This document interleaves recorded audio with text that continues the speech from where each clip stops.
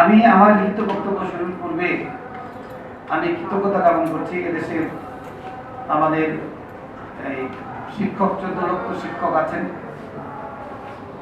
তাদের প্রতিনিধিত্ব করে আমাদের এই ফেডারেশন এবং স্বাধীনতা শিক্ষক পরিষদ।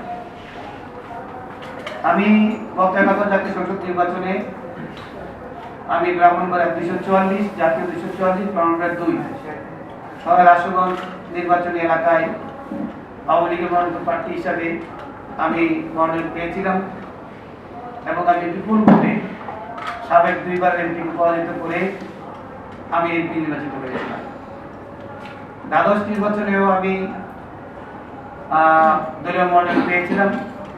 আপনারা জানেন জাতির বৃহৎ স্বার্থে আওয়ামী লীগ 26টি আসনে ছেড়ে দেওয়া হয় জাতীয় পার্টিকে, সেই হিসাবে আমার আসনটি ছেড়ে দেওয়া হয়। আনফরচুনেট জাতীয় মনোনয়ন দেওয়া হয়েছিল, জাতীয় পার্টি মাত্র 3000 ভোট পেয়েছে, আরেকজন স্বতন্ত্র প্রার্থী সেখানে বিজয়ী হয়েছে। আমার নিশ্চিত বিজয় যে আসনটিতে 1 লক্ষ ভোটের বদলে এবার আমার বিজয়ী হওয়ার কথা ছিল। তো আমি কৃতজ্ঞতা জানাচ্ছি, এজন্য আমি অবাক হয়েছি এদেশের শিক্ষক সমাজ আমার কতটা ভালোবাসেন। আমার সারা বাংলাদেশ থেকে শিক্ষকরা আমার নির্বাচন এলাকায় গিয়েছিলেন, হাজার হাজার শিক্ষক।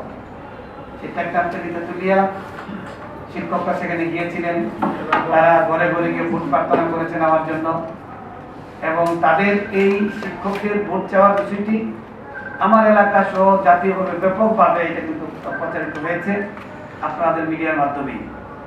এদেশের শিক্ষক সমাজ, আমার একটি স্বপ্ন ছিল যে আমি পার্লামেন্টে গিয়ে আমাদের অধিকারের কথাগুলো বলবো। অধ্যক্ষ কামরুজ্জামান স্যারের পরে কোনো শিক্ষক নেতা এই মানে জাতীয় পর্যায়ে কোনো শিক্ষক নেতা পার্লামেন্টে প্রতিনিধিত্ব করার সুযোগ পাইনি, যে সুযোগটা আমি পেয়েছিলাম। আমি এমপি হওয়ার পরপরই কিন্তু আবার জাতীয় দ্বাদশ নির্বাচনের তফসিল ঘোষণা হয়ে যায়। আমার পক্ষে আর পার্লামেন্টে গিয়ে কথাগুলো বলার সুযোগ আমার হয়নি। তা আমি এই জন্য কৃতজ্ঞতা জানাচ্ছি আমার মিডিয়া বন্ধুদেরকে, আমার শিক্ষক বন্ধুদেরকে, যারা আমার জন্য কষ্ট করেছেন, আমার এলাকায় গিয়েছেন, কষ্ট করেছেন, ভোট প্রার্থনা করেছেন। আপনাদের এই কষ্টের ফলে কিন্তু আমার এলাকার মানুষ দলমত ছিল না। আমি আওয়ামী লীগের প্রার্থী ছিলাম, কিন্তু যারা আমাদের রাজনৈতিক প্রতিপক্ষ তারাও কিন্তু সেদিন আমার পাশে এসে দাঁড়িয়ে আমাকে বিজয়ী করেছিল। এই জন্য আমি কৃতজ্ঞতা জ্ঞাপন করছি।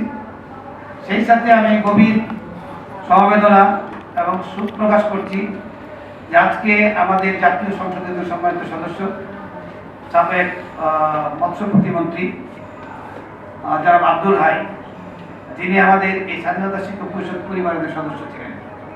আমাদের সুখে দুঃখে, আমার ছাত্র রাজনৈতিক জীবনে আমি ইসলামী বিশ্ববিদ্যালয় সভাপতি ছিলাম, উনি সেই ইউনিভার্সিটি এলাকার শিল্প এলাকার এমপি ছিলেন।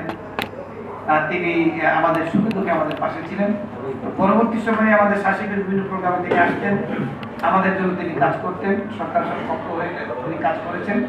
তিনি আজকে মৃত্যুবরণ করেছেন থাইল্যান্ডের চিকিৎসাধীন অবস্থায়। তার প্রতি আত্মার শান্তি কামনা করছি। সেই সাথে আমি গভীর সুখ প্রকাশ করছি প্রখ্যাত রবীন্দ্রসঙ্গীত শিল্পী, রবীন্দ্র গবেষক, এদেশের মুক্তিযুদ্ধের ইতিহাসে যে পরিবারটির নাম অঙ্গভাবে জড়িয়ে আছে, সানি মোহাম্মদ, তিনি মৃত্যুবরণ করেছেন। তারও যদি আত্মার শান্তি কামনা করি। আমি আমার লিখিত বক্তব্য আপনাদের সামনে উপস্থাপন করছি।